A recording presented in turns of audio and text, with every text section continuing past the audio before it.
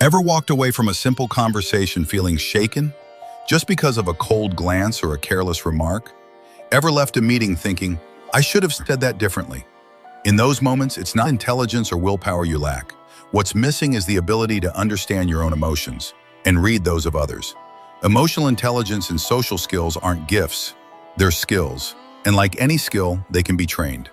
It takes patience and courage to face yourself.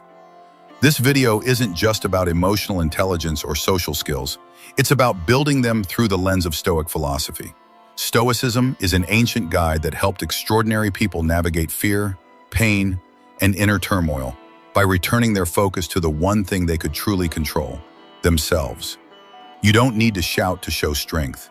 You don't need to please everyone to feel accepted. You just need to understand where your emotions are taking you and choose to lead them instead. This isn't a feel-good fix. It's a reckoning with your truest self. Ready? Let's begin. You can be smart, educated, successful, even respected. But if you lose your temper when insulted, if you can't listen when someone truly needs to be heard, if you don't know when to speak and when to stay silent, then you're still weak. Not from lack of knowledge, but because your emotions are in control, not you. And that's the problem. Your emotions control you, not the other way around. No IQ score can fix that. Emotional intelligence isn't just a trendy term. It's the quiet foundation behind every strong relationship, every wise choice, and every resilient mind. What sets us apart from other species isn't strength or speed, it's thought. But thinking alone isn't enough. In real life, we rarely act purely on logic. You know you shouldn't eat late, but you do.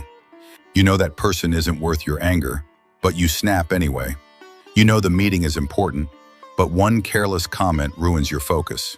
The issue isn't knowing, it's the lack of control. That's the blind spot most people live with. Emotions are ancient signals, wired into us over thousands of years. They helped our ancestors survive. Fear at sudden sounds, anger in danger, joy when accepted by the tribe. But while the world has changed, our emotional system hasn't. You're not in the jungle anymore, but your brain still acts like you are. Today, it's not lions or rivals, it's ignored emails, passive-aggressive texts, or polite rejections that trigger storms inside you. That's why emotional intelligence is a survival skill, not to make you superior, but to help you suffer less. In a world filled with tangled relationships, endless goals, and constant friction, those with emotional intelligence still feel anger, sadness. They still feel anger, sadness, and insecurity, but they know when it's happening. They understand why they feel it, and most importantly, they choose their response instead of letting emotions take control. That's the difference between instinct and wisdom. Without emotional intelligence, you become a prisoner of your own mind. You're hurt by careless remarks. Fear makes you choices. Pride destroys your relationships. You get trapped in comparison, competition, and conflict. And the worst part? You blame others for your pain, when in truth, you've never learned to live in peace with your own emotions. Emotional intelligence grounds you in a chaotic world. It keeps you stable after failure, helps you stay silent when angry, present when hurt, and patient when clarity hasn't come yet. It lets you understand others, not to manipulate, but to connect. You reflect before blaming. And most of all, you find peace without needing approval from anyone else. Many think emotional intelligence only matters around people, but the first relationship it transforms is the one you have with yourself. Without it, you move through life like a blind traveler in a psychological desert. You won't know why you're irritable, why you procrastinate, or why you feel drained. You won't realize these are signs of suppressed feelings, unmet needs, and wounds that never healed. Real maturity isn't about pushing through, it's about knowing how to read yourself, knowing when to pause. They don't let unseen emotions drive their actions. They stay grounded in chaos and accept the truth. Emotions are part of us, but they're not all of us. There's a quiet tragedy unfolding in many lives.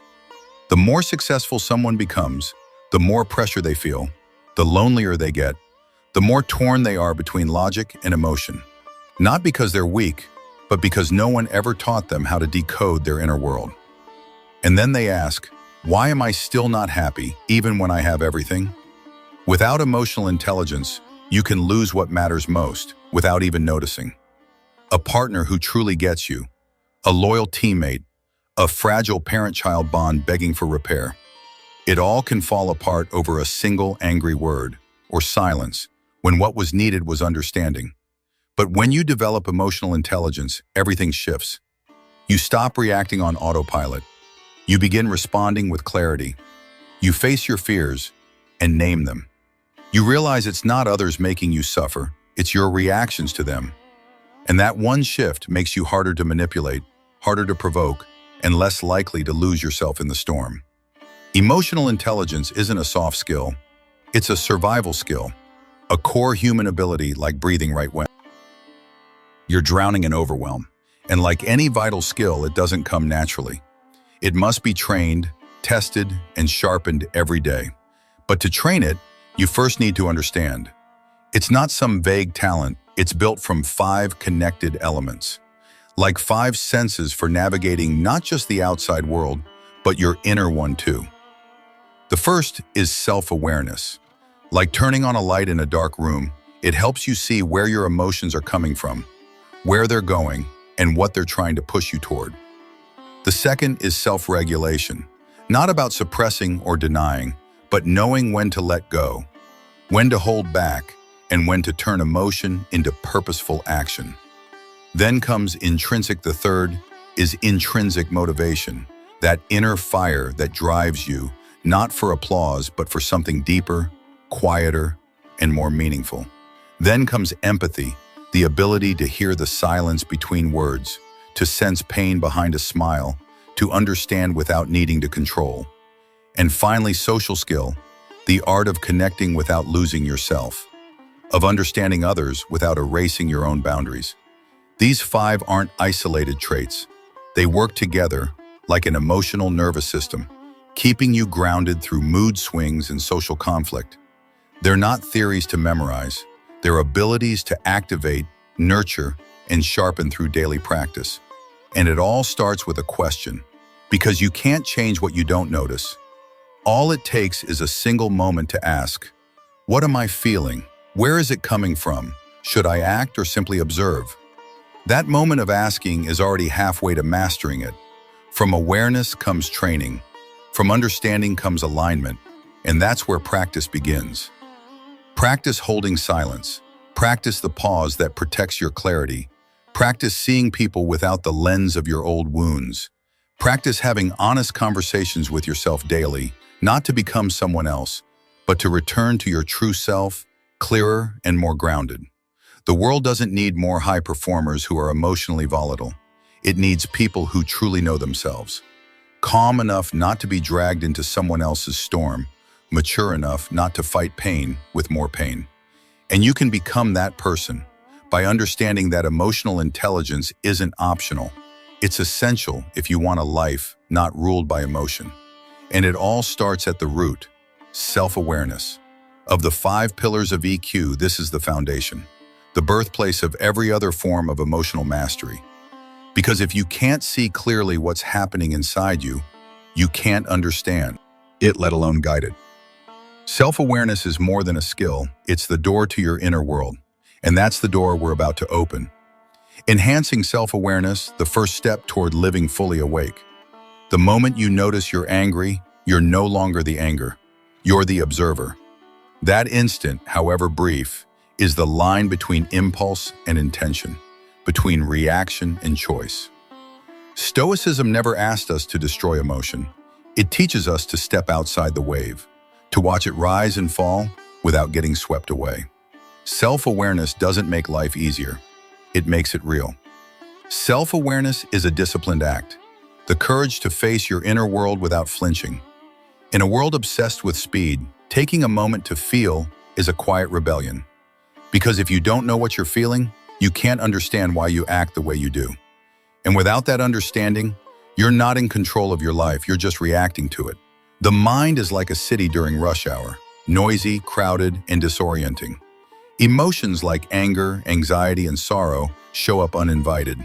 You can't slam the gates and hope the crowd disappears. But you can rise above it all, look down and ask, who's here? Why are they here?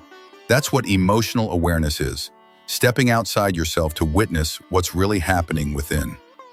Psychologist John D. Mayer, co-creator of emotional intelligence, once categorized people by how they handle emotion. Some are like mirrors, clear and calm. They know what they feel, they know why, and they move through it without letting it define them. These are the self-aware, the ones with a grounded inner life. Then there are wanderers in the fog. They feel everything but can't name anything, drifting through life like boats without rudders. Others know they're angry or hurt but do nothing. They accept emotions like prison sentences, no protest, no release. And then there's another group, those for whom emotions feel like static, scrambled Morse code. This is known as alexithymia. It's not a lack of emotion they feel, but they can't name or express it. And if you can't name it, you can't manage it. When emotions control you instead of the other way around, you lose your inner compass. It's like misplacing the map while still moving through life, bumping into people, reacting to things, with no idea where you're going. Most people don't realize this until something breaks. One of the most famous medical cases shows this clearly. Not because the emotion was hidden, but because it may have been neurologically severed at its core. It sounds like fiction, but it's real. The story of Phineas Gage. In 1848, in Vermont, Gage was a 25-year-old railroad foreman, energetic, disciplined, and a natural leader. But one day, while packing explosives into rock, the gunpowder ignited too soon. A metal rod over a meter long blasted through his skull, entering his left cheek and exiting through the top of his head. Miraculously, he survived. He remained conscious, could speak, and even walk within hours. Physically, he recovered. But those who knew him said he was no longer the same. He became impulsive, rude, and emotionally volatile. The man once trusted with responsibility could no longer hold a job. His relationships unraveled. His emotional control vanished. It was one of the first documented cases showing that parts of the brain don't just control logic and movement, they shape who we are emotionally. The part of the brain damaged in Phineas Gage's case, the prefrontal cortex, is now believed to help regulate emotion, plan actions, and shape personality. Science has advanced since then, and while debates about his case continue, it sparked a crucial insight. There may be an emotional control center in the brain. And that leads us to the real question. If one iron rod could shatter emotional regulation, how many invisible rods are doing the same to us every day without us realizing?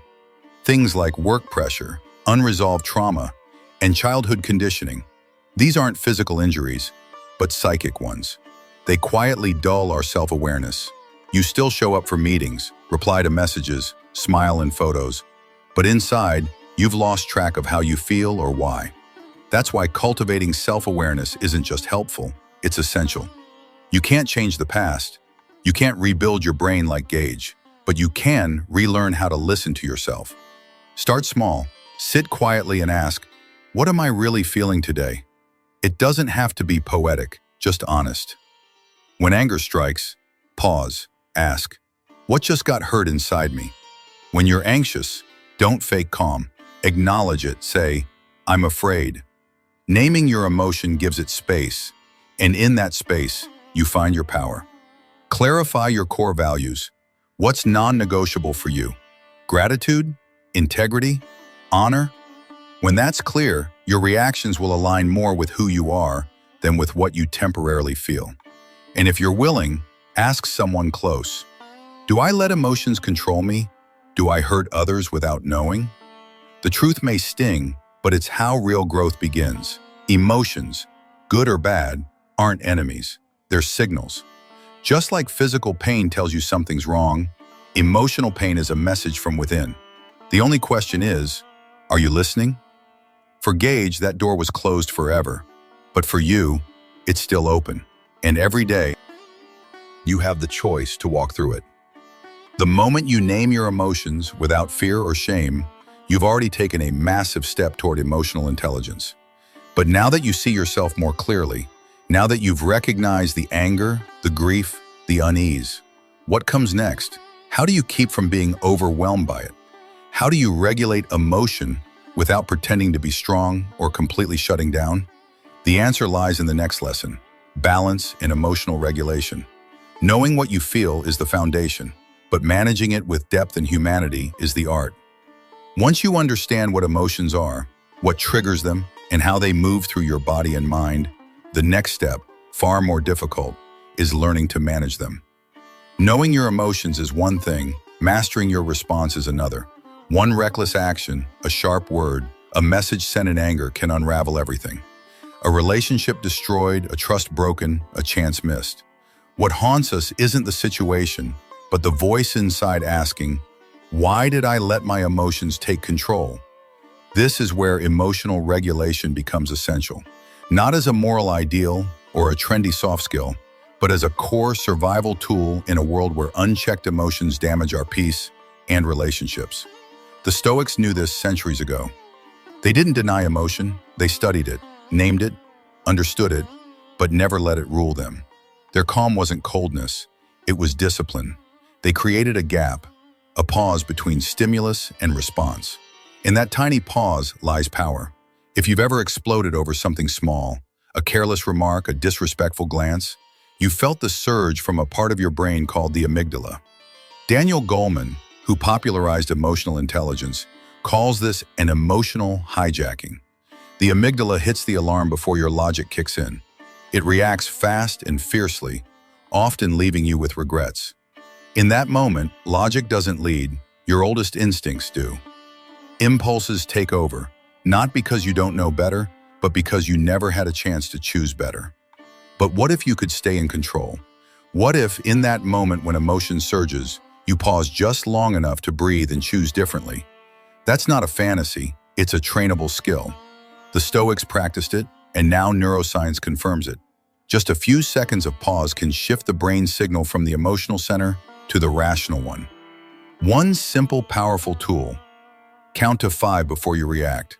It sounds basic, but it works. In a heated moment, stepping outside to breathe isn't weakness. It's mastery. It's something most people never learn: how to manage their inner state. Even Abraham Lincoln did this. After the Battle of Gettysburg in 1863, when General Meade failed to chase General Lee and missed a strategic opportunity, Lincoln was furious. But instead of reacting, he wrote a letter expressing his disappointment, then set it aside. He never sent it. After the Battle of Gettysburg, Lincoln was furious. A critical chance to end the war had been missed. Enraged, he wrote a scathing letter blaming General Meade for the failure. But he never sent it.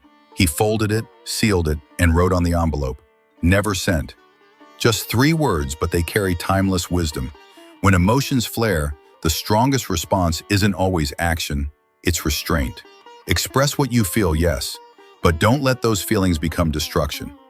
Lincoln preserved the relationship with his general by choosing clarity over impulse. You don't need to be president to do the same. Every day, we all write our own letters never sent. Sarcastic comebacks we swallow, messages we delete, judgments we never speak aloud. The real power lies in choosing response over reaction. That's how you protect your inner peace. Another vital tool is reframing, shifting your perspective. When someone cuts you off mid-sentence, don't default to, "They disrespected me." Instead, consider, maybe they're nervous and trying to prove themselves. The situation stays the same, but your reaction changes, and that changes everything. Emotions move fast, but your body often knows first. Tight chest, clenched jaw, sweaty hands. These are signals. When you spot them, you can act before the emotion takes over. Use grounding techniques in those moments. Focus on what's real: your feet on the ground, the air against your skin, the chair beneath you. These aren't mystical tricks. They're practical anchors when your mind starts to spiral. Managing stress is also essential. You can't regulate emotion if your system is constantly overwhelmed. Think of your emotions like a river. If the water is always high, it takes just one drop to flood everything. But if you walk, meditate, or simply breathe deeply each day, you clear the riverbed. You create space. It doesn't take hours, just consistency. And when the emotion is too big to hold, don't suppress it, but don't explode either. Write, paint, talk, move. Unreleased emotions don't vanish. They build and eventually they burst. Always ask yourself, do I really need to respond right now? In a world addicted to speed, those who slow down are truly in control. Every calm response is a quiet declaration that you won't betray your deeper self. Yes, impulsive reactions can feel satisfying in the moment, but they often destroy what matters most. Emotional control isn't weakness, it's real, cultivated strength. When others shout, stay quiet. When they panic, stay grounded. When they retaliate, seek to understand. Not because you don't feel, but because you've chosen something better. This isn't about perfection. You'll slip. We all do. But if today you pause for rate, 3 seconds before snapping, that's growth. If tomorrow you catch the tension sooner, that's a win. There is no final destination, only progress. And when you feel lost in emotional storms, remember the words of Marcus Aurelius. You have power over your mind, not outside events. Realize this and you will find strength. When the world outside spins into chaos, remember there is still one quiet place left, the choice you make next. True emotional mastery isn't just about knowing your own feelings. It's about stepping into someone else's. This is where social intelligence begins, learning to read the unspoken. A glance, a gesture, the rhythm in someone's voice. Real connection doesn't come from what we say, it comes from what we sense. You can be smart and skilled, but if you can't read people, you risk being seen as cold or dismissive. The irony? You may never even know it. Others just feel unheard, disrespected, or pushed away. Social skills aren't about being charming, they're about awareness, noticing, adjusting, building. They come not from smooth words, but from humility and presence. That's Stoic strength in action. The Stoics taught, we can't control others, but we can always choose our response. When someone is rude, we can snap, or we can stay grounded and ask, is something going on? That one sentence can shift everything. It creates space instead of conflict. It opens the door to understanding instead of resentment. This is how meaningful connections are made, not by assuming bad intentions, but by offering people a safe place to show their better side. You can't control how people behave, but your reaction can guide the tone of the entire conversation. And that's power. Effective communication isn't about saying everything on your mind. It's about being understood. Sometimes a look speaks louder than words. A nod, a quiet, I get it. These small gestures can dissolve tension where speeches fail. On the flip side, a cold glance, crossed arms, or silence can shut things down fast. Body language is honest. It doesn't lie. We aren't born knowing how to handle emotions in conversation. Most of us learn it poorly. In some cultures, like Japan, saying no is considered impolite. So people smile, nod, agree, while quietly disagreeing inside. Adults hide sadness to save face. Children exaggerate it for attention. The result? Mixed signals, misread intentions. In today's world, emotional awareness isn't just a strength, it's a survival skill. I remember a colleague who almost lost a major client over an email. The client wrote, "No need for more details." He took it as passive-aggressive and got angry. But instead of replying in frustration, he picked up the phone. Turned out the client had the flu. He just wanted to close the loop and rest. One moment of curiosity saved the relationship. Social intelligence means pausing to ask, what might I be missing here? Over half of communication is body language. You can say, I'm fine, but your eyes, your posture, your voice say otherwise. Stoics train themselves to observe, not just with ears, but with eyes.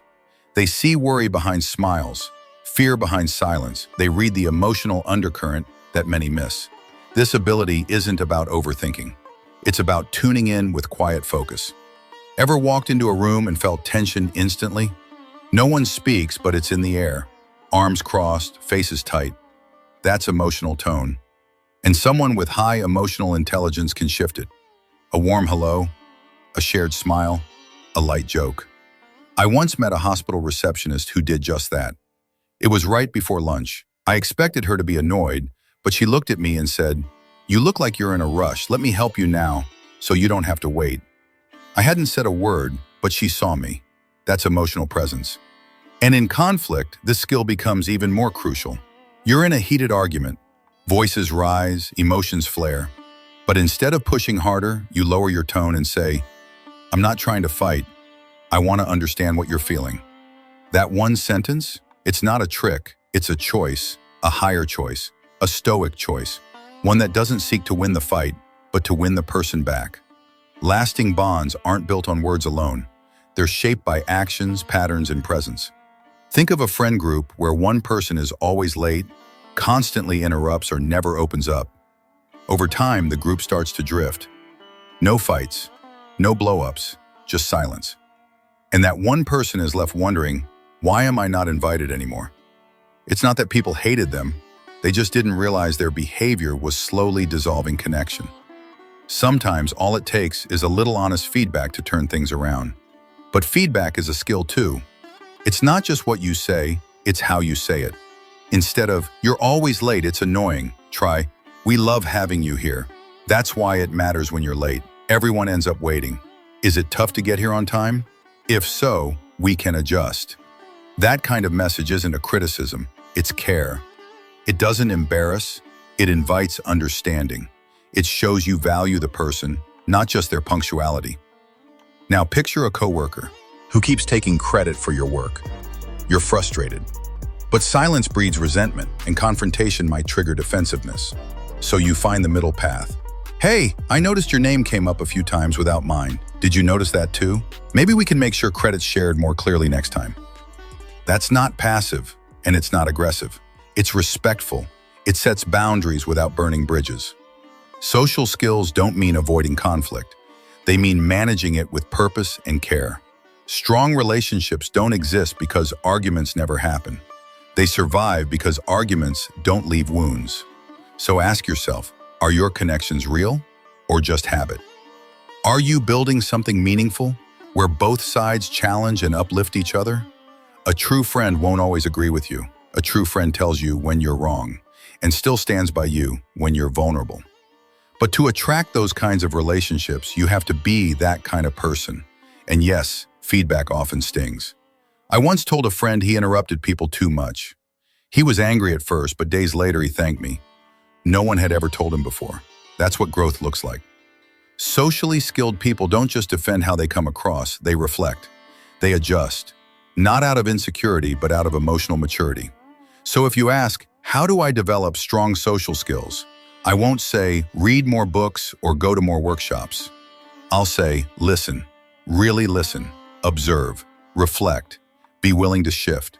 Let every conversation be practice. Let every relationship be a training ground for becoming someone more attentive, more thoughtful, more alive. Because when you read people well, when you spread calm energy, resolve conflict gently, offer feedback with care, and build intentional relationships, you don't just improve your communication, you deepen your life. You become fully present with others, and that prepares you for the next level, empathy. Empathy isn't about the perfect response. It's not about fixing. It's about feeling. It's not just understanding what someone says, it's hearing what they don't. It's not listening to reply, it's listening to resonate. This is where healing begins. This is where real connection lives. Some moments in life are so quiet they go unnoticed. A glance with no judgment, a hand that comforts without advice, a presence that stays without pressure. These tiny gestures seem invisible, but they shape our emotional world more than anything else. We think helping someone means finding the right words, but sometimes what they really need is for you to simply be there. Not to fix, not to retreat, not to say, "I understand," but to stay long enough for them to feel, "I'm still here." Even if you can't speak yet, that moment of stillness speaks louder than any solution.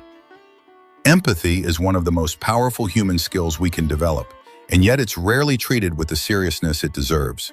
We define it as understanding someone's pain, but that's only the surface. Empathy is the willingness to sit with someone in their pain, to meet them with a wide-open mind. No judgment, no hurry, just presence.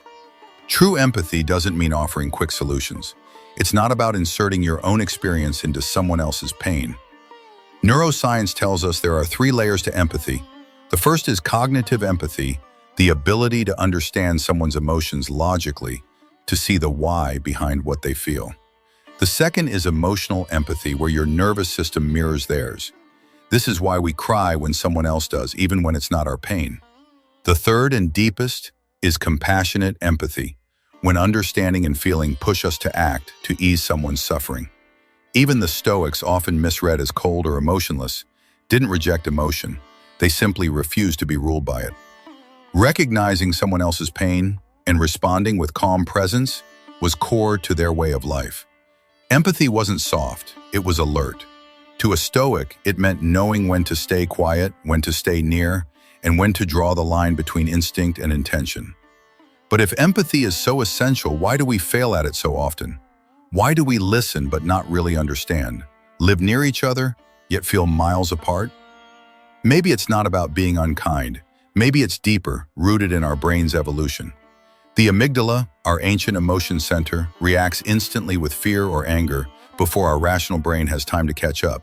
So when we feel insulted, our body might already be ready to fight or flee, even if there's no real threat. That's why conflicts often explode from nothing. Empathy then becomes a rebellion against our wiring. It asks us to pause, to resist the primal reflex. When someone seems cold, it's easy to judge, but empathy offers a second thought. Maybe they're overwhelmed. Maybe silence is how they stay in control. Maybe this isn't about me at all. These assumptions may not be accurate, but they build a bridge out of your own mind and into someone else's. There's a famous case in neurology, patients with damaged amygdalas. They can understand logic, even retell tragic events with perfect memory, but they feel nothing. No fear, no joy, no grief. Talking to them is like speaking to a machine. Everything makes sense, but nothing connects. That emptiness reveals a truth. Empathy is inseparable from emotional intelligence. Without it, all your skills feel hollow. Because empathy isn't just a trait, it's a decision. You have to choose to listen without interrupting. Choose not to rush in with your own fix. Choose not to hijack someone's story with your own version. You have to stay curious. Why do they think like this? What shaped this reaction? And most of all, you have to manage your own emotional reflexes. Those survival patterns hardwired into us from thousands of years ago. One study asked participants to simply name the emotion they saw on someone's face. That tiny act, labeling emotion, reduced activity in the amygdala and strengthened the connection between reason and feeling. Naming emotions soothes it, saying, "You look sad," instead of "stop being negative," helps someone reconnect with themselves without needing to be fixed. There's no shortcut to empathy, but you can begin with 3 small shifts. First, when someone opens up, don't reply with your story. They don't need it. They need your attention. Second, when someone gets angry, look beneath the anger. It's often just pain and armor. Third, when someone acts strange, ask, "If I had lived their life, would I be any different?" Don't wait for the relationship to crumble. Don't wait for your child to say, "You don't understand me." Don't wait for silence to teach you what presence could have. Empathy isn't the final step. It's the first layer of everything else: trust, love, teamwork, healing. You'll still make mistakes. You'll react before thinking. You may even lose someone because you miss their silent cry for help. But empathy isn't something you're born with. It's built. One moment at a time, one pause, one deep breath, one choice. And that effort, that defines who you are in the hearts of others. Not just a clever thinker, but a trustworthy soul. Stoicism doesn't ask you to suppress emotion. It teaches you to place it where it belongs. When you understand another person's pain, you don't need rules to do what's right. You don't need rewards to act ethically. You don't need control to build meaningful relationships. And if you've ever doubted yourself, thought you weren't deep enough, kind enough, or attentive enough, let this be your reminder: you can start again. Like any true strength, empathy begins with just one thing: the courage to observe yourself before you try to understand anyone else. But staying grounded, staying soft in a hard world, that takes more than empathy. It takes a fire that stays lit even when you're misunderstood. A quiet power that doesn't depend on applause. And that's why the next lesson is crucial: self-motivation. Because no one can fully show up for others if they're running on empty. No one can stay emotionally present if they're constantly trying to escape themselves. And no one can build something that lasts if they don't have the strength to hold their own center.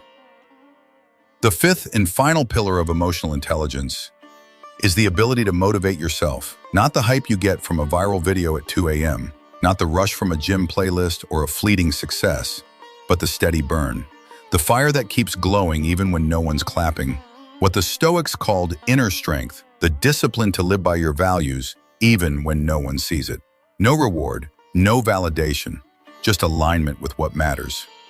Self-motivation begins the moment you face the hardest thing of all, silence. No deadlines, no pressure, no one watching, just you. And the void, a quiet room, an early morning, a long afternoon you can waste or make meaningful. In those quiet spaces, you'll discover what really drives you, because external motivation always fades. The only thing that can truly carry you forward is your reason for being. The Stoics didn't chase results. They didn't act to impress or to be seen. They acted to stay true to the good within them. That's why they didn't crumble easily. Not because they were stronger, but because their integrity wasn't dependent on rewards or recognition. Marcus Aurelius once wrote, "At dawn, when you have trouble getting out of bed, tell yourself, I have to go to work as a human being." That line shatters every modern cliché about motivation. He didn't rise to win, to impress, or because someone needed him. He rose for one reason. I am a human being, and a human must live like one. No drama, no fluff, just truth. So how do you build that kind of inner strength? How do you keep moving when your heart is empty and your mind is numb? Start with this. You don't have to enjoy something to get it done. That's one of the biggest lies we've been sold. Do what you love and you'll never work a day in your life. No, the truth is, do what you find meaningful and you'll have a reason to endure. Real motivation doesn't come from emotion, it comes from clarity. A painter doesn't wait to be inspired, he paints because it keeps him whole. A father doesn't rise early because he's excited, he rises because his child needs breakfast. A warrior doesn't fight because he wants to, he fights because if he doesn't, cruelty wins. So what about you? What matters enough to keep you moving even when you can't see the outcome? Think back to those empty days when you did nothing, learned nothing, just scrolled endlessly. How did you feel lying in bed that night? Probably not proud, maybe not heartbroken, but just empty enough to keep you awake.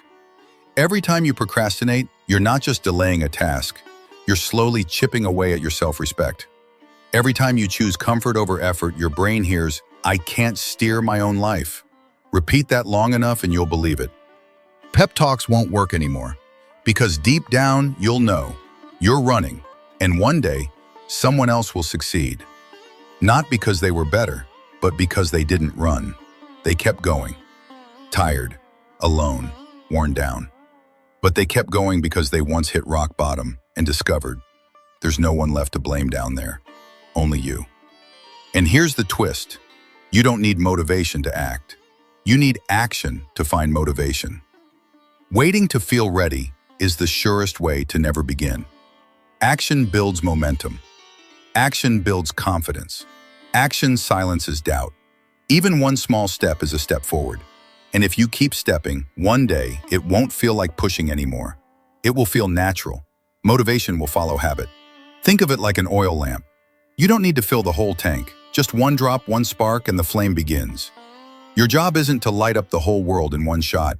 Your job is to keep the flame alive. Now, how do you stay motivated every day? Start simple. 1. Stop trying to do everything. Choose your most important task each day and do it early. That's your first win. 2. Write down why you started. No filters, no sugarcoating. If your reason is to prove I'm not worthless, write that. Real motivation isn't polished, it's honest. 3. Change your environment. The people and spaces around you shape your mindset. If you're surrounded by complaints, your spirit fades. If your room is cluttered, so is your mind. Clean your space, silence the noise. Your outer world reflects your inner one. 4. Create a ritual. A worker drinks water. An artist plays a song. A warrior sharpens his blade. These small habits trigger the switch. Time to begin. And 5. Learn to rest. Not every break is weakness. Sometimes rest is your preparation for a longer fight. The Stoics didn't collapse because they knew how to recover. No one expects you to be strong 24/7. But you must be honest with yourself. Is this rest or is this avoidance? You don't have to conquer the world. You just have to win against yourself. Hour by hour, choice by choice, morning by groggy morning. Every time you stay when it's easier to give up, you build someone you can believe in. So if you're still listening, here's a question. Did you act today based on your beliefs? Or did you just react to what happened? If that question makes you uncomfortable, good. It means you're waking up. Learning to motivate yourself doesn't just strengthen your emotional intelligence, it shapes your character. And with that foundation in place, we step into the next skill, how to communicate well in any situation. Because once your roots are steady, your values clear, and your actions aligned, the next step is to express them, not to win arguments, but to build real connections. That's where change begins. Today's world, it's easier than ever to stay in touch, yet harder than ever to truly understand each other. We talk more, type faster, and respond instantly, but rarely do we pause to really listen or feel what someone else is trying to say. That's why communication today is full of misunderstandings, emotional wounds, and silent conflicts. A single, careless word can cut deep. A thoughtless glance can spark quiet resentment that lasts for days. In a world where speed often replaces depth, emotional intelligence isn't just a luxury, it's essential. If you want peace of mind and real relationships, you need it. Think about those times you argued for hours and couldn't even remember why, or stayed silent when someone insulted you, unsure how to respond. Or worse, lashed out and hurt someone you love just because you were tired, stressed, or hurting inside. These clashes don't happen because we don't care. They happen because we let emotion drive us instead of understanding. That's where emotional intelligence steps in. But it's not what most people think. It's not about bottling things up or acting like a robot. It's about awareness, control, and compassion for yourself and others. Stoicism teaches self-mastery, not as suppression, but as space for true humanity. Let's take a simple scenario, being insulted. Olivia, a sales rep, has just finished her presentation. Her colleague Mark cracks a joke in front of the team. I guess Olivia plans to sell this with a smile instead of stats. The room laughs. Olivia's chest tightens, her face burns, shame and anger rise. She could lash out, storm off, or throw an insult back, but she doesn't. She smiles at Mark and replies, "Thanks for the reminder, Mark. Next time, I'll bring the data. Hope you'll still be smiling then." Silence follows. Mark never tries that again. Olivia's power didn't come from cleverness. It came from knowing that someone else's words don't decide her worth. She didn't need to prove she was strong. She simply held on to her dignity. That's virtue, living from your values, not the crowd's reaction. Others can insult you, but they can't steal your character, unless you let them. Now consider another situation. Fighting with someone you love. John comes home after a long day. The kitchen's messy, no dinner. Emily, his girlfriend, is scrolling on the couch. Frustrated, he snaps, "What have you been doing all day?" "I'm exhausted too." Emily fires back, "You think I've been relaxing? You came home late to skip chores." A simple need for connection turns into a fight. All they really wanted was a hug. If John had practiced emotional intelligence with a touch of Stoic perspective, he might have paused and asked, "What's this anger really about? Is it the mess or feeling unseen?" That moment of reflection could have changed everything. Instead of blaming, he could have said, "I hope to come home to some peace, but maybe you had a rough day too." And just like that, the explosion could have become a moment of ret. You're drowning in overwhelm. And like any vital skill, it doesn't come naturally. It must be trained, tested, and sharpened every day. But to train it, you first need to understand. It's not some vague talent. It's built from 5 connected elements. Like 5 senses for navigating not just the outside world, but your inner one too. The first is self-awareness. Like turning on a light in a dark room, it helps you see where your emotions are coming from, where they're going, and what they're trying to push you toward. The second is self-regulation, not about suppressing or denying, but knowing when to let go, when to hold back, and when to turn emotion into purposeful action. Then comes intrinsic. The third is intrinsic motivation, that inner fire that drives you, not for applause, but for something deeper, quieter, and more meaningful. Then comes empathy, the ability to hear the silence between words, to sense pain behind a smile, to understand without needing to control. And finally, social skill, the art of connecting without losing yourself, of understanding others without erasing your own boundaries. These 5 aren't isolated traits. They work together like an emotional nervous system, keeping you grounded through mood swings and social conflict. They're not theories to memorize. They're abilities to activate, nurture, and sharpen through daily practice. And it all starts with a question, because you can't change what you don't notice. All it takes is a single moment to ask, what am I feeling? Where is it coming from? Should I act or simply observe? That moment of asking is already halfway to mastering it. From awareness comes training. From understanding comes alignment. And that's where practice begins. Practice holding silence. Practice the pause that protects your clarity. Practice seeing people without the lens of your old wounds. Practice having honest conversations with yourself daily, not to become someone else, but to return to your true self, clearer and more grounded. The world doesn't need more high performers who are emotionally volatile. It needs people who truly know themselves. Calm enough not to be dragged into someone else's storm, mature enough not to fight pain with more pain. And you can become that person by understanding that emotional intelligence isn't optional. It's essential if you want a life not ruled by emotion. And it all starts at the root, self-awareness. Of the 5 pillars of EQ, this is the foundation, the birthplace of every other form of emotional mastery. Because if you can't see clearly what's happening inside you, you can't understand. Emotional intelligence becomes your armor and your compass, helping you navigate chaos with clarity and grow with resilience and quiet strength. In today's workplace, emotions are often treated as background noise, something to mute, suppress, or ignore. The boardrooms lit by cold fluorescent lights, the spreadsheets packed with numbers, the handshakes that feel more like legal agreements, all send one message. Emotions don't belong here, but they do. They're always present. They breathe under deadlines. They echo in silences. They shape every hesitation and every unspoken conflict. The difference isn't whether we feel, but who notices those emotions first, and who knows what to do with them. Emotional intelligence may not appear on resumes like IQ or technical skills, but it's the hidden engine of every high-functioning team, every resilient leader, every workplace that works. A leader who knows themselves doesn't let a meeting spiral because of their mood. They don't make calls clouded by ego. They sense tension before it explodes. And they make people feel heard, not because it's in some management book, but because they understand it matters. This isn't softness, it's precision. It's wisdom in action. Emotional intelligence in leadership doesn't mean avoiding hard conversations. It means making sure those conversations land where they should.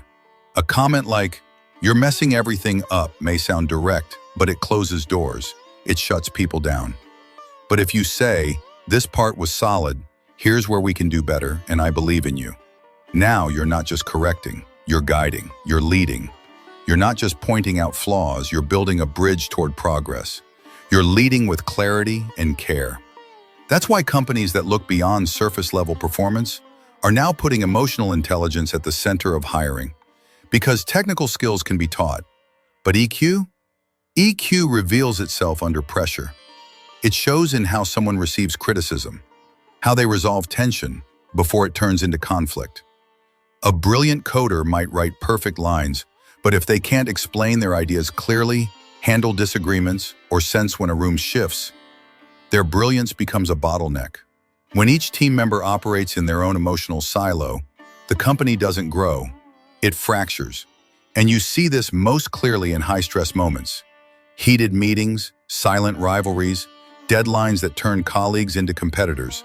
That's where EQ separates the reactive from the resilient. Someone with low EQ blames, shuts down, or strikes back. Someone with high EQ? They pause. They observe. They shift their perspective. They ask not who's at fault, but what's really going on here. They don't use power to control. They use connection to lead. They don't suppress emotion. but they don't let it hijack the moment either. And emotional intelligence isn't reserved for managers. It belongs to everyone. The intern who listens deeply, the new hire who notices when a teammate's off and checks in, the colleague who stays calm even when the pressure spikes.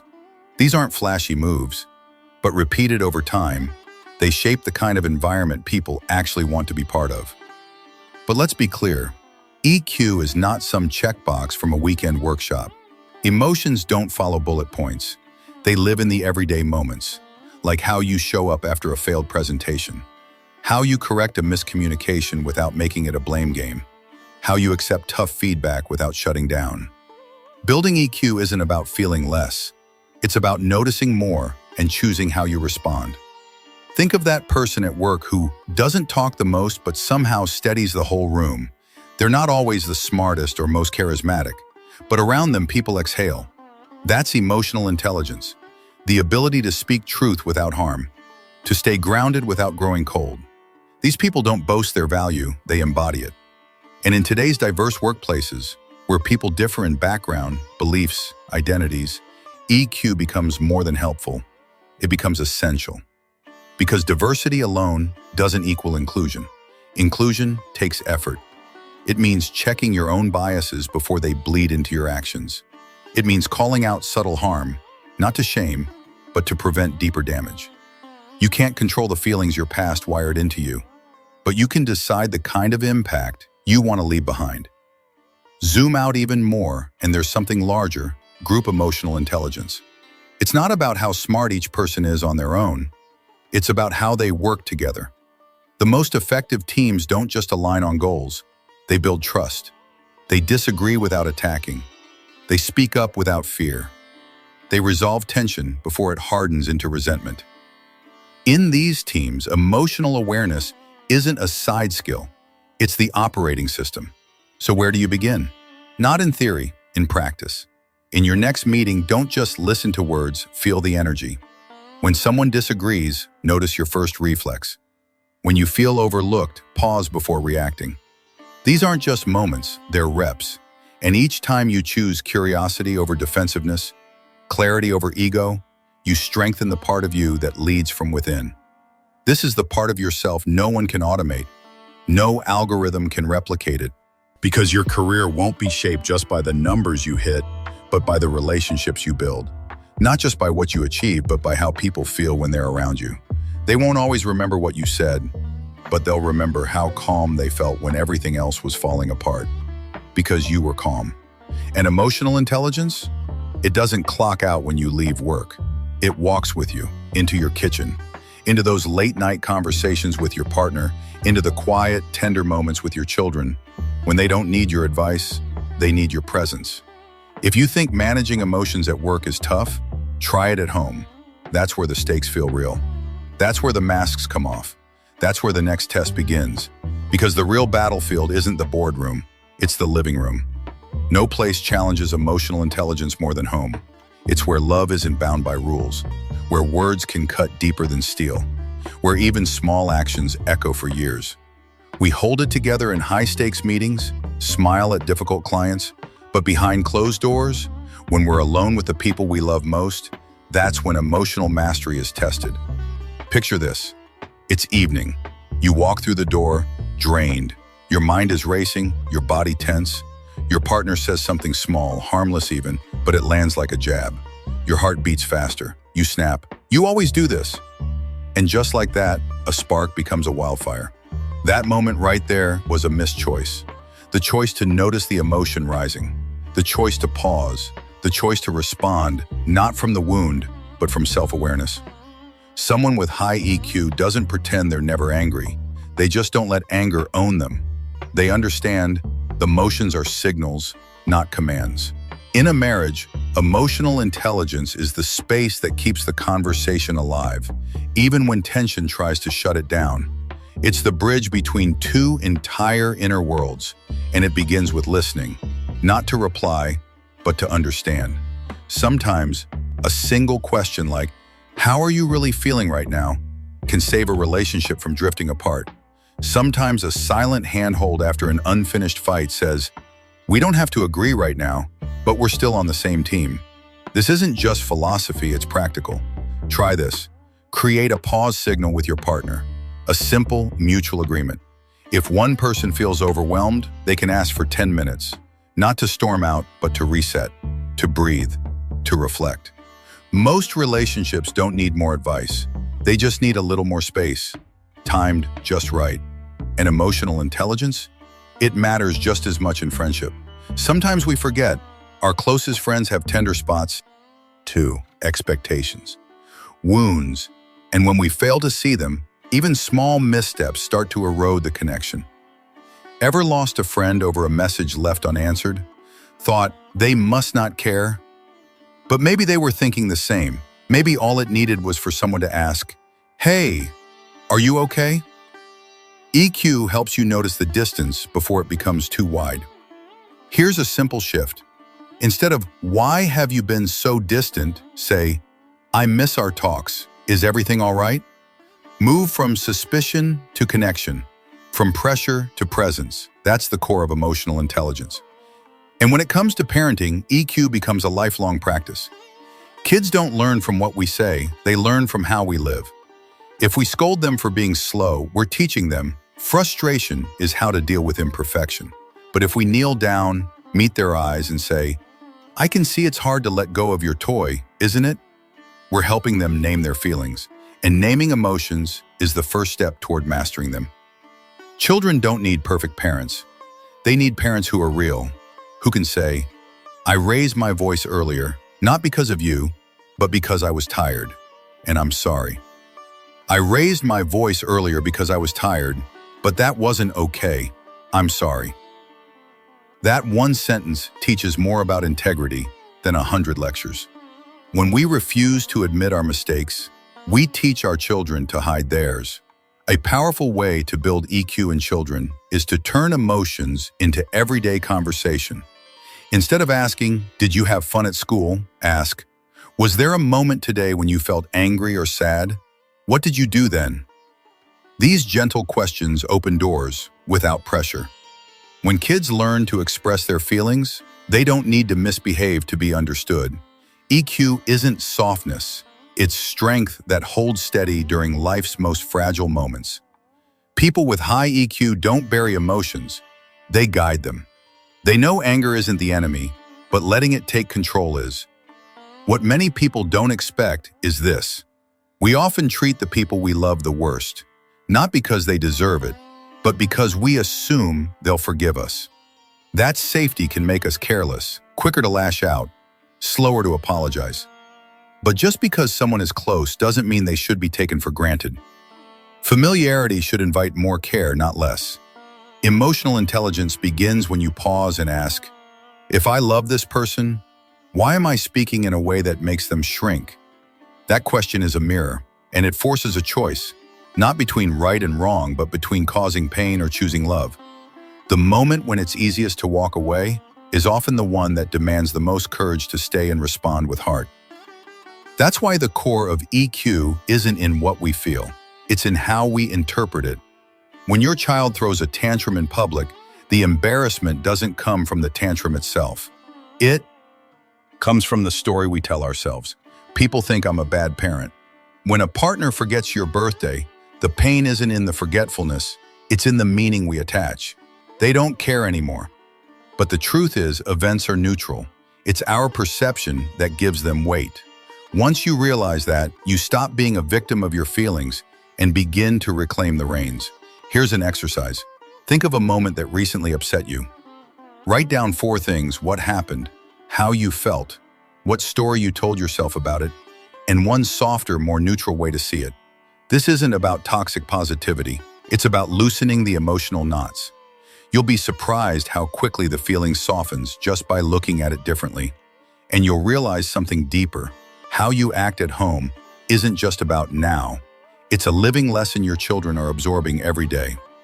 Ask yourself this: if your child could hear how you speak to your partner, your parents, your friends, would they learn something kind?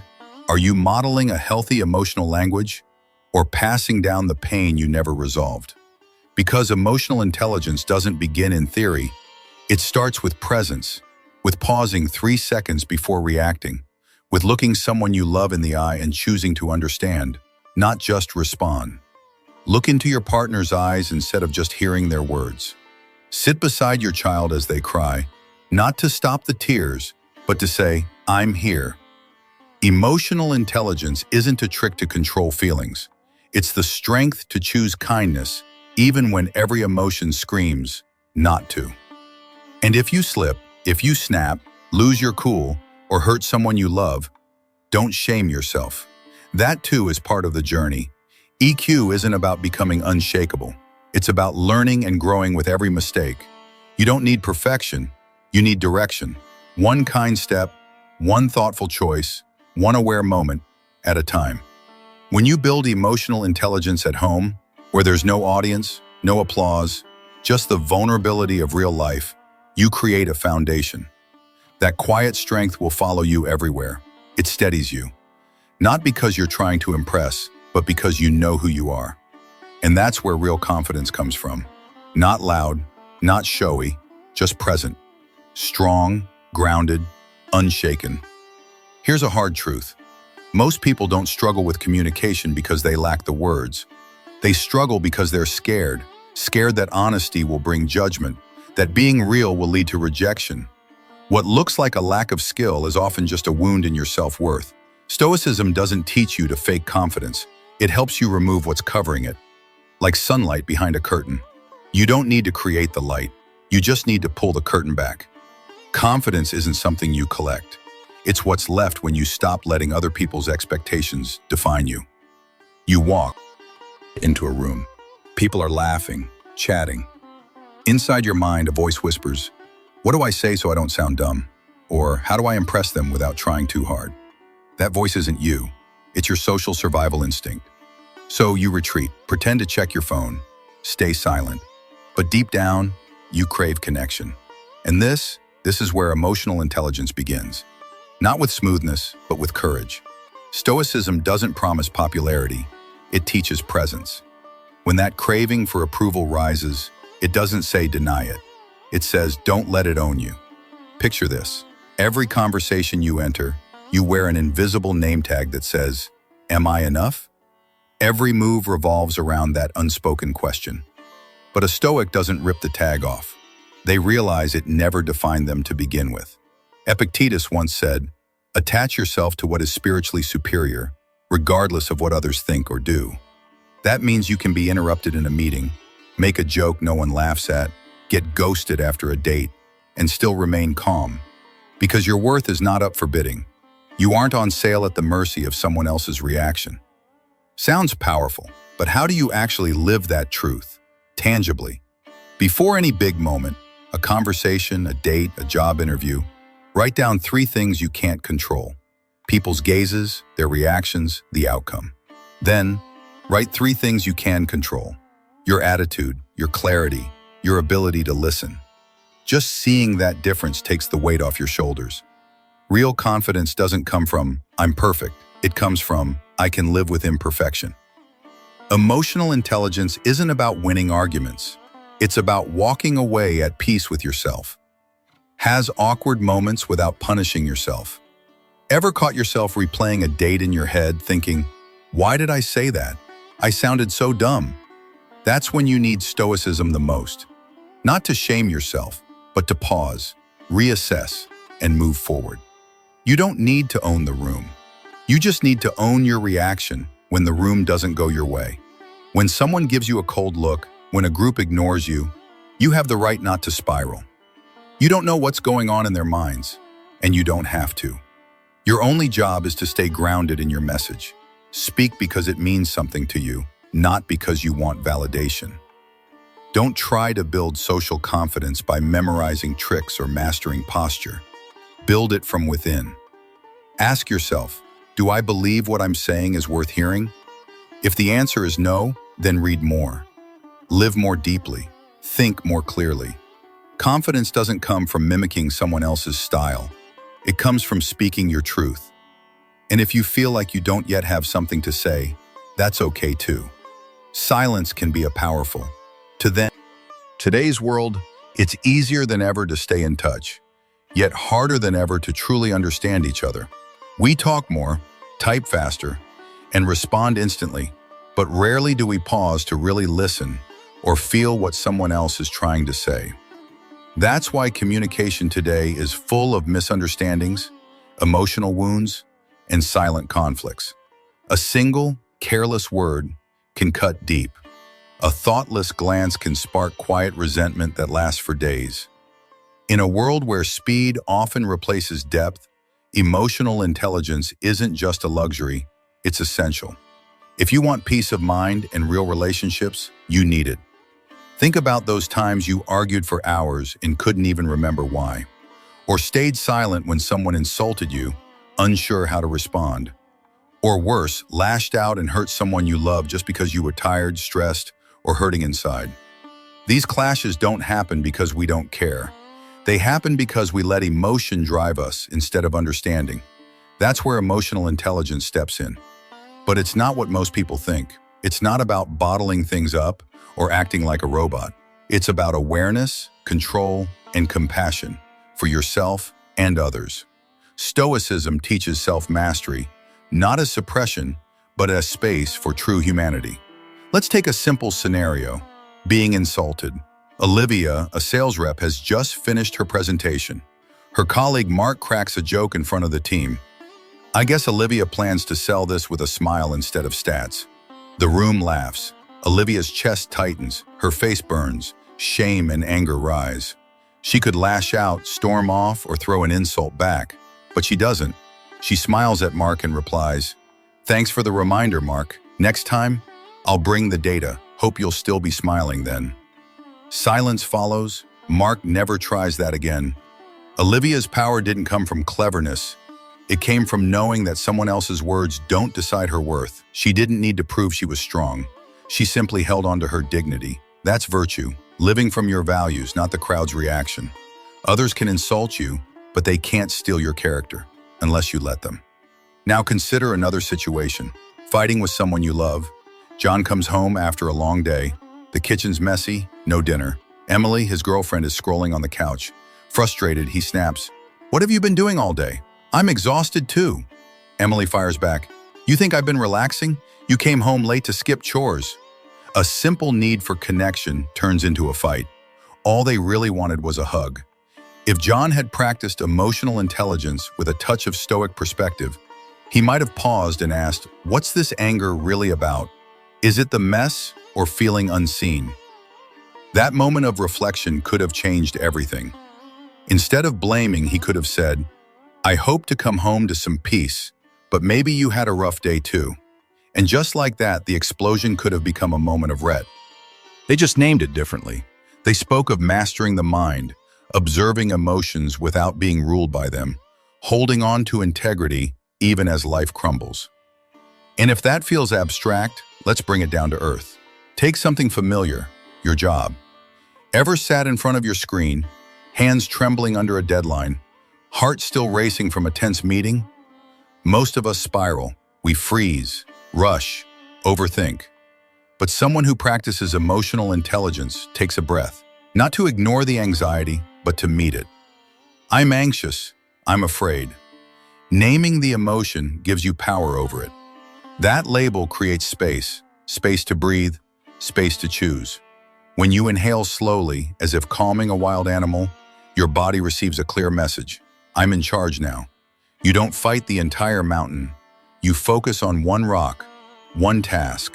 Send the email, finish the slide. Slowly, you claw your way out of overwhelm. But job stress is just the surface.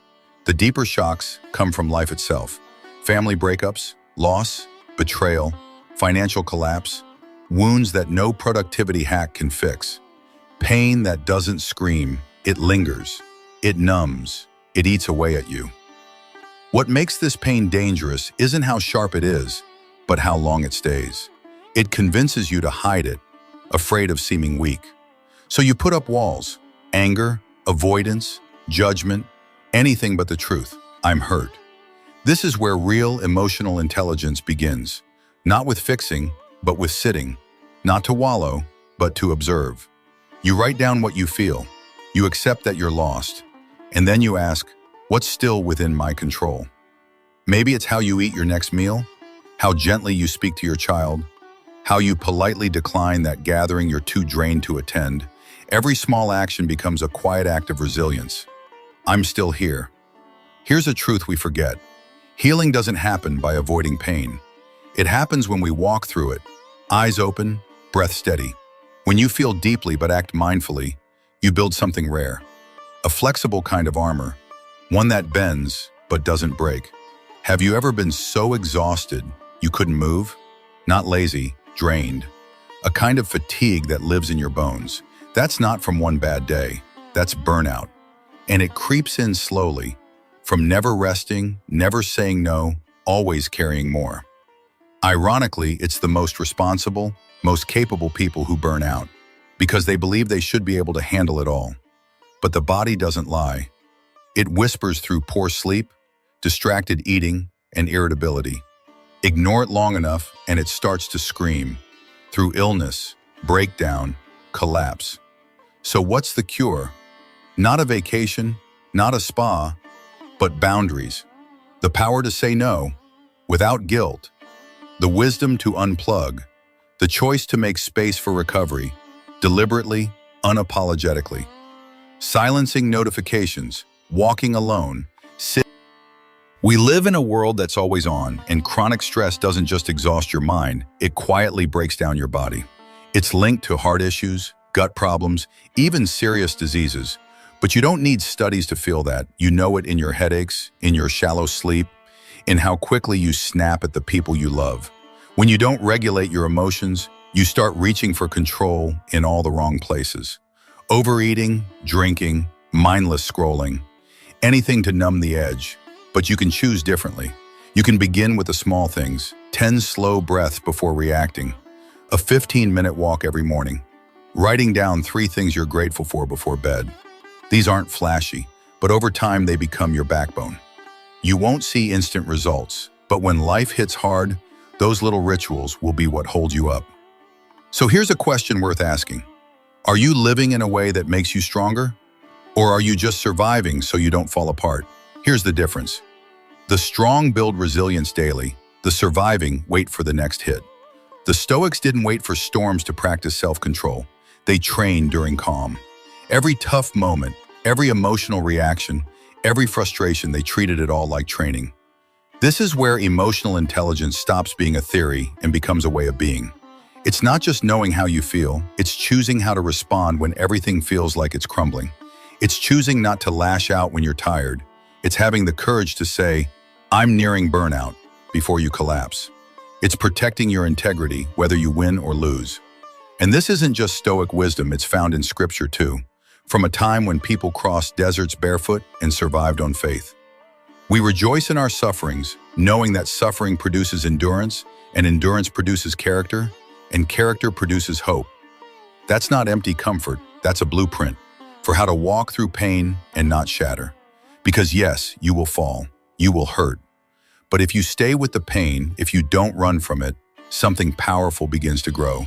From pain, endurance. From endurance, character. And from character, hope. If you're still listening, still here, then you already understand EQ isn't a buzzword. It's how you survive in a world that never stops changing. And the journey goes deeper. Because some wounds don't come from stress, they come from trauma. Quiet old scars that never fully closed. In that space, emotional intelligence stops being just a coping skill. It becomes a path to healing. We'll go slower now, deeper, into the places most people never speak of. Some people carry wounds their whole lives, wounds no one else can see. They smile, go to work, post happy photos, but inside they feel hollow. A friend once told me over drinks, you know what? Every time someone goes quiet on me, I feel like I'm about to be abandoned. He wasn't being dramatic. As a child, his mother didn't yell or hit. She used silence. Days of cold, heavy quiet as punishment. And that silence didn't just pass, it planted something. A fear of being ignored, a fear of not being wanted. Now, as an adult, no one punishes him like that anymore. But when his partner is slow to reply to a message, he spirals. Not because he's insecure, but because his past is waking up.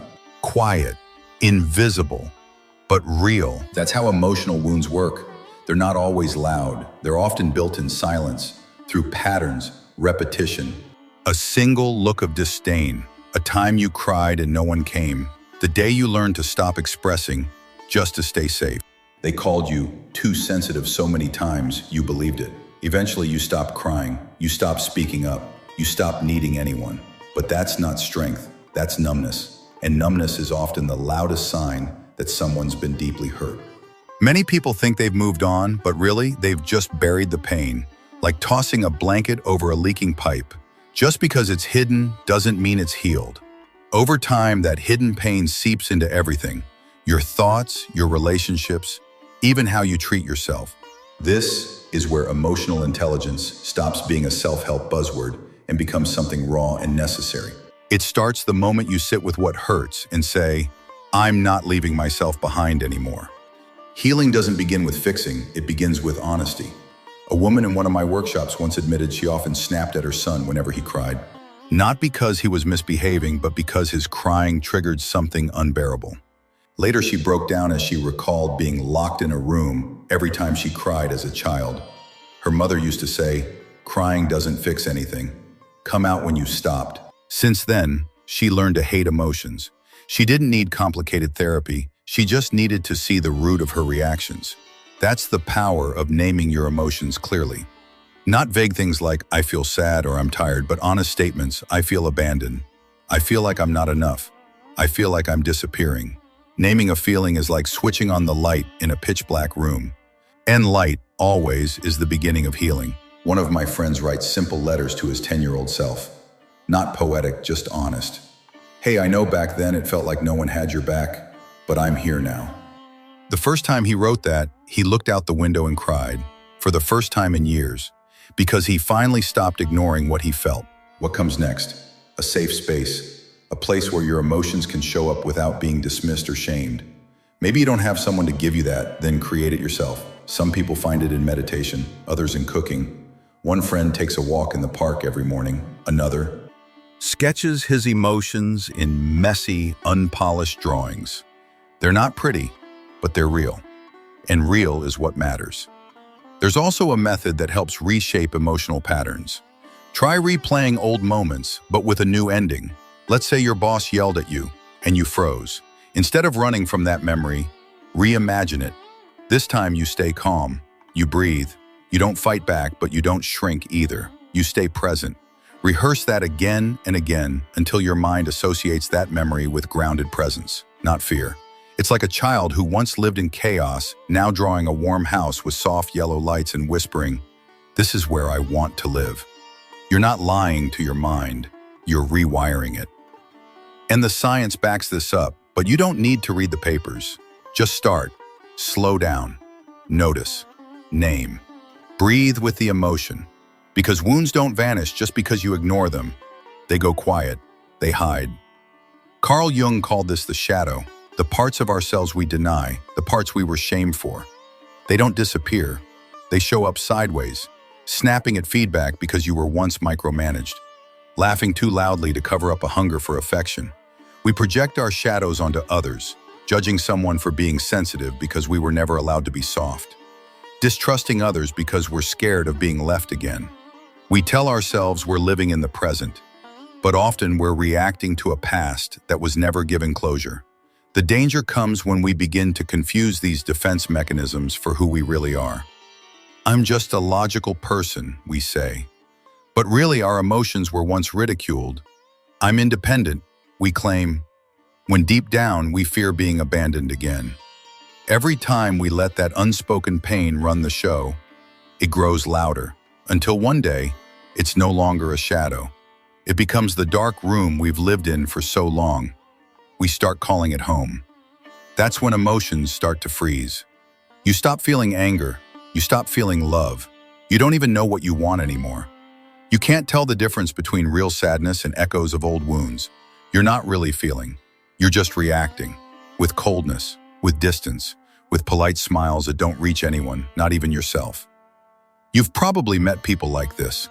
On the surface, they seem like they've moved on. But deep down, they can't trust, can't cry, can't listen without getting defensive. Their emotions aren't raw or painful anymore. They're just numb. And numb isn't alive. They take pride in being strong, but real strength isn't about never being shaken. It's about facing the pain head-on and choosing the response that earns your own respect, not one that quietly deepens your wound.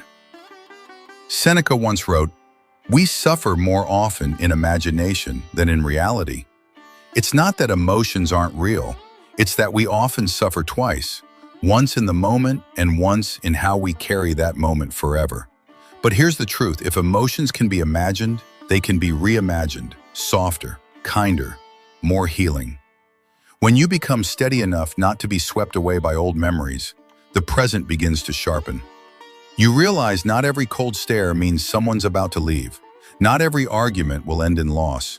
You start connecting, not because you fear losing someone, but because you genuinely want to be there. Healing is not a finish line, it's a way of being. It's the daily decision to show up for your own emotions, without numbing, without running. And when you walk that path long enough, something powerful happens. You don't just heal yourself, you begin to lead the energy in the room. That's when you need to learn the next level. Advanced social strategies.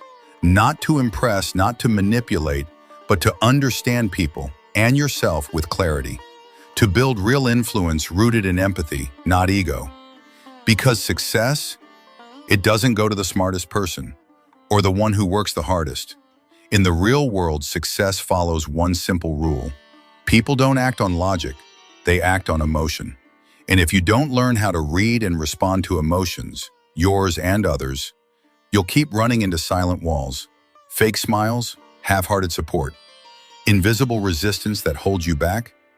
Advanced social strategy isn't about clever lines or fast talk. It's about seeing through people without losing sight of yourself. You don't need a psychology degree, but you do need the sensitivity to notice when someone's saying more with their body than their words. Rejections don't always come out loud. They come in hesitation, in strained eye contact, in a shift in tone. A person under stress can't hear your brilliant idea. If you don't sense the right emotional timing, your feedback won't land, your story won't connect, and the whole conversation can collapse without anyone knowing why. Ever been in a meeting where the room felt heavy, but no one said a thing? Or stood at a party smiling and nodding, knowing deep down everyone was playing a role? That's why real social mastery has nothing to do with what's visible. It's knowing that everyone is wearing a mask and learning to see past it without losing your own. The colleague who jokes constantly might be terrified of losing relevance. The cold, distant boss might be under silent pressure. Seeing this doesn't make you weak, it makes you wise. And the first skill you need to build is this. Filter your emotions before you express your thoughts. Not to be fake, but to be effective. When you feel dismissed, manipulated, or overlooked, your instinct might be to lash out, but how you continually respond in those moments defines your power. The Stoics had a rule: never respond with mood, respond with vision. When treated unfairly, the average person gets angry, the experienced person stays quiet, and the wise one, they turn that moment into a stepping stone. Anger is a debt. You create it, and you're the one who pays it. Yes, you have the right to feel it, but you also have the responsibility not to inflict it. That's not repression, that's leadership, emotional leadership. She was ready to quit. Her team lead kept interrupting her in meetings, and she felt completely disrespected. But instead of storming out, she chose a different path. She asked for a one-on-one and calmly said, "I'd like to understand why I'm often interrupted. Am I unclear in how I present?" Her team lead paused, then admitted, "I'm sorry, I've been under deadline stress and I haven't been managing it well." One calm conversation saved a job and a relationship. Imagine this, you pitch an idea in a meeting and someone subtly undermines it. Most people would snap, scoff, or quietly stew. But there's a better way. Stay calm. Look them in the eye and ask, "I sense you have a different perspective. Could you share it? I'd like to understand." That flips the dynamic. You shift from defensive to intentional, And in rooms full of silent power games, those who respond instead of react hold the upper hand. It's rarely about what you say, it's how composed you remain. Another strategy? Anticipate emotions before they surface. It's not as hard as it sounds. A denied raise might not trigger a reaction right away, but slowly the person pulls back, underperforms, and eventually quits without explanation. A client may not complain, they may just go silent. If you wait for the explosion, it's too late.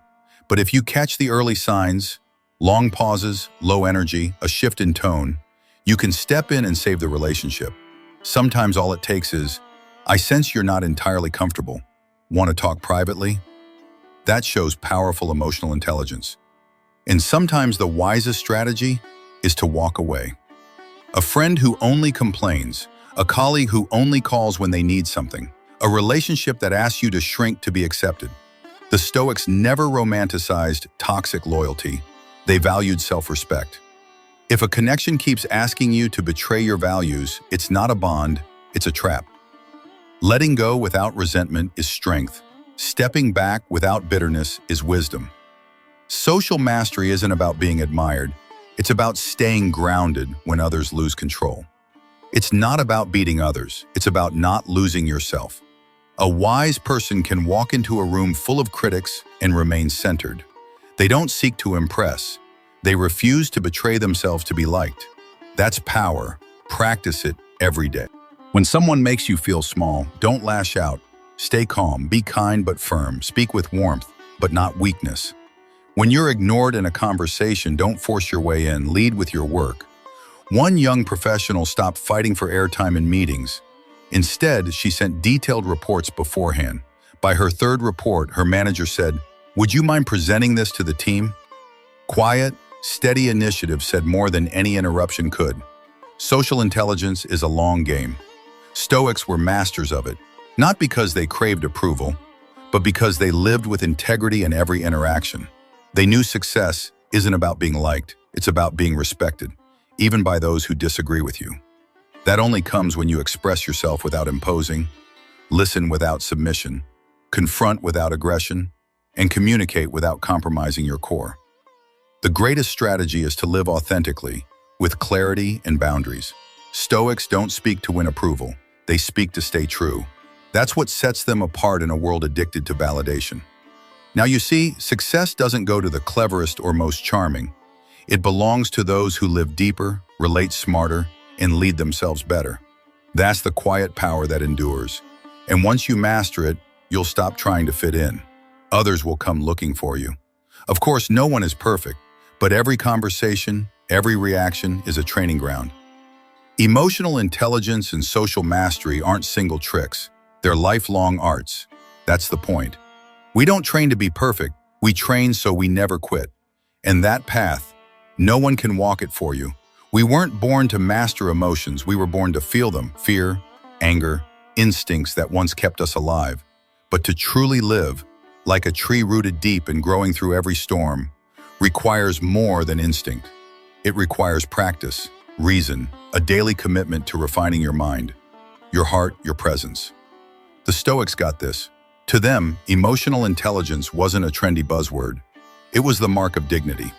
We live in a time where emotions are weaponized for profit. Likes, shares, outrage, it's all engineered to hijack your attention. So the simple act of slowing down, noticing your feelings, and choosing to respond mindfully is rebellion. But it takes time, years, not moments. Journaling, breathing, listening deeply, sitting with discomfort instead of running from it. When the world screams louder, the only thing left is the clarity within. That's when you ask the hardest question. What am I really feeling right now? Angry when criticized? Small when misunderstood? Bitter when unloved? These aren't wrong, but if you never examine them, they control you. We don't learn EQ to look mature. We learn it to stop being puppets of our own emotions. Like sailors, we can't stop the storm, but we can adjust the sails. And sometimes the bravest act isn't confronting someone else. It's facing your own sadness, fear, or envy. Journaling is how you name the waves. What you name, you stop fearing. A Stoic writes not to vent, but to understand. Maybe today you felt ignored in a meeting, but are you really mad at them? Or are you silently judging yourself? Emotional intelligence begins with daring to question your own reactions. Emotions are signals, not facts. Like a fever, they point to something deeper.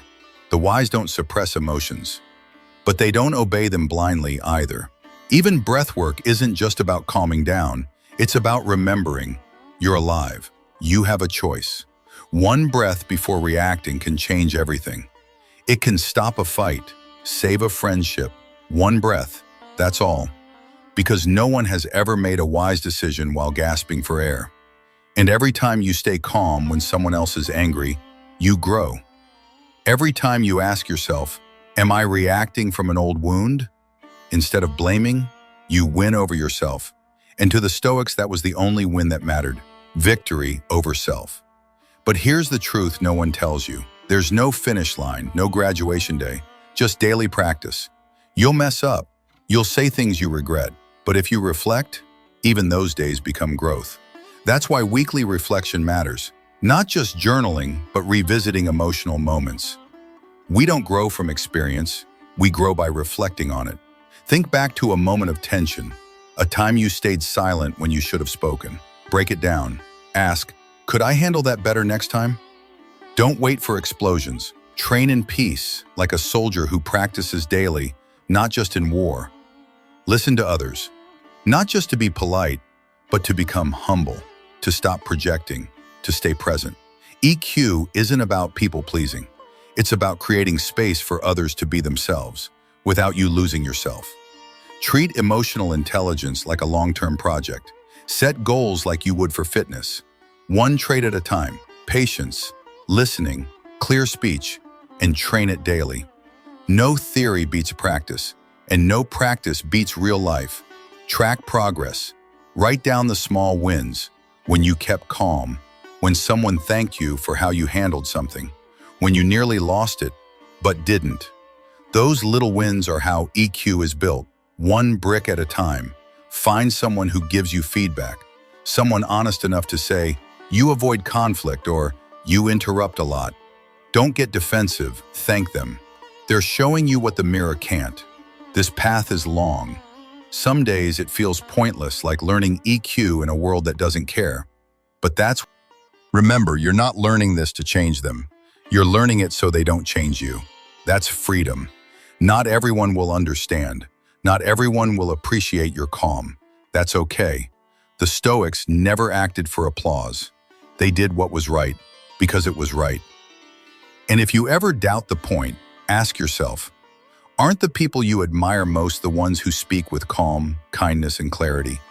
If that's who you want to be, then EQ isn't optional. It's your responsibility.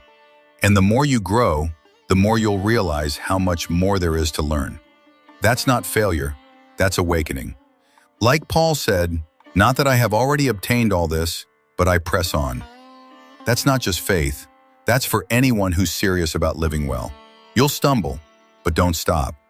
As long as you keep asking, can I do better next time? You're still on the path, and that path is worth walking. We've explored 14 powerful ways to master emotional intelligence and social skill through the lens of Stoic philosophy. Not as tips, but as tools for transformation. We looked inward to recognize, regulate, and rise above our emotions. We read social cues, practiced empathy, found calm in chaos, learned to speak with intention and lead without needing control. And most of all, we discovered that EQ isn't an end, it's a lifelong beginning. A journey toward greater depth, deeper understanding, and the strength to be just a little better than yesterday. That's the Stoic way, and it can be yours too, if you choose it. If this video stirred something in you, a question, a realization, or even just the sense that this is the path you need to walk, then like this video and hit subscribe. Not just to follow, but to remind yourself you're growing and you're not alone. Thanks for being here. I'll see you in the next one.